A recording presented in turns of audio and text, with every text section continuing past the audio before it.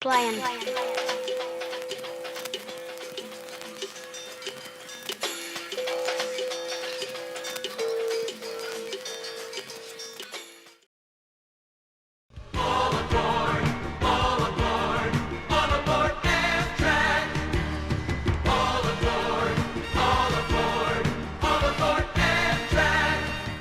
Throughout its 55-year existence, Amtrak has seen a wide variety of locomotives. E-units, F-40s, P-42s, AEM-7s, Acellas, F-69s, the list goes on and on. Various models came and went, but somehow, one specific locomotive outlasted them all. But how?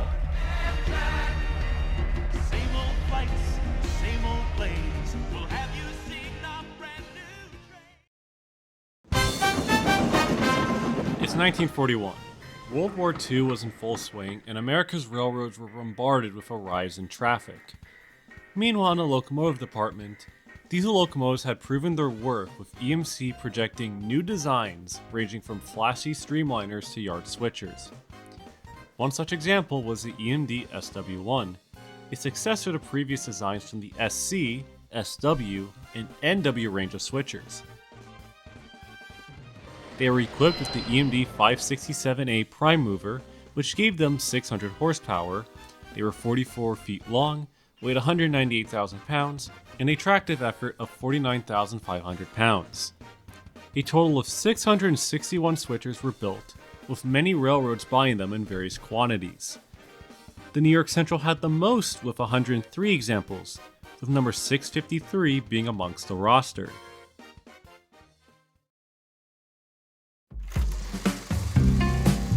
.653 was built in January 1942 and was painted in the New York Central's plain black with yellow lining. These switchers were seen employed around Chicago as station switchers, replacing older steam designs of that era. Although, given that there's no information on 653's allocation history, we can assume it was allocated to Chicago amongst its classmates. The SW1s were renumbered 2 times between the 1950s and 60s, with 653 getting renumbered to 703, and then later 8499.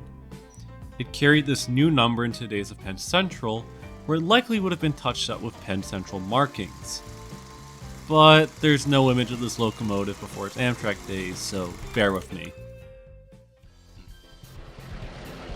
When Amtrak was formed in 1971, 8499 was amongst the few SW1s that was sold to the company, being renumbered again to 250. It would have still carried a black livery with Amtrak markings, although this isn't certain due to its limited documentation prior to the 21st century. Most of the SW1s would have been reassigned to the Northeast on switching duties in terminals like Washington or Philadelphia, with some exceptions working as far as Oakland, California, for instance. But 250 was assigned out in the Northeast around places like Wilmington and Washington, D.C. It was renumbered once again to 737 in 1975 following the arrival of the F-40s, and shortly afterwards, it received Phase 3 like most of Amtrak's active equipment. But it would lose the stripe eventually in favor of a more plain gray livery, a common livery worn by Amtrak's maintenance fleet.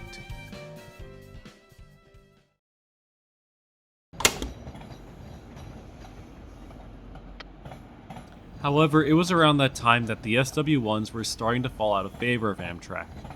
A switcher models such as the SW1000 and the SSB 1200s were being added to the roster, resulting in most SW1s being sidelined. Despite a handful of them making it into the 21st century, one by one, they were slowly disappearing from the roster, and 737 would be retired by 2004, bowing out as a shop switcher in Wilmington.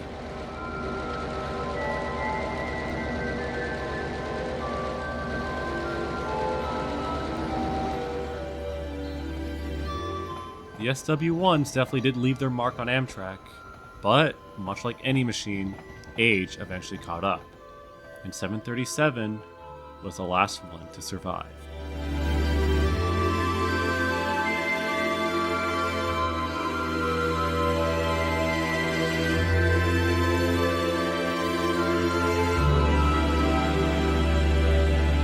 Psych! For some reason in 2005, the staff at Wilmington shops refurbished the old locomotive with the current Phase 5 scheme, being the only SW1 to ever sport this livery and the oldest piece of Amtrak equipment to wear one of the modern corporate liveries. And considering that most, if not all, the SW1s were fading off the roster at this time, 737 seems to be the exception. I couldn't find a concrete reason for why it was refurbished, but some potential reasons could have ranged from being upgraded to better prime mover assemblies, to its limited usage as a shop switcher. Like I said, I'm unsure about this, unless someone in the comments can reach out onto why. I mean, hey, the more we know, right?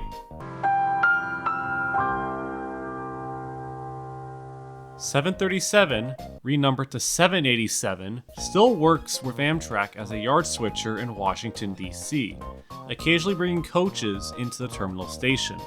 Still operating in revenue service at the impressive age of 84 years old. The mere fact it's not been retired yet is already a feat on its own. Although saying that, I feel like I'll jinx it. Interestingly enough, 737 didn't hold that title originally as the oldest diesel locomotive, as it was worn by another SW1 coincidentally.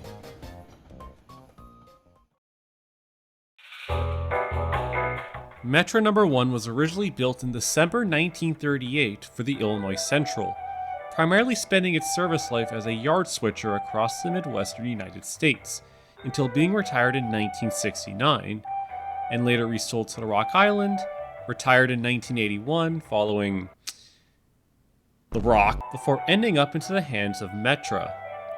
No. 1, alongside another SW1, were responsible for maintenance trains on Metra's network, which is somewhat still the case into the 2020s.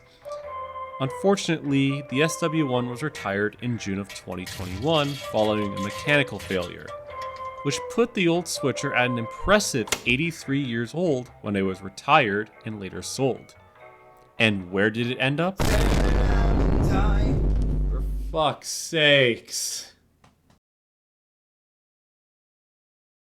So 737, or 787, or whatever numbers it's carried, is a peculiar case. It's lived 84 years as a yard switcher and still serving with a big company. It's been with Amtrak since 1971, its literal formation, and well, think about it. It's outlived Niagaras, cab units, F40s, AEM7s, etc. And as they say, many engines came and went, but 737 outlasted them all.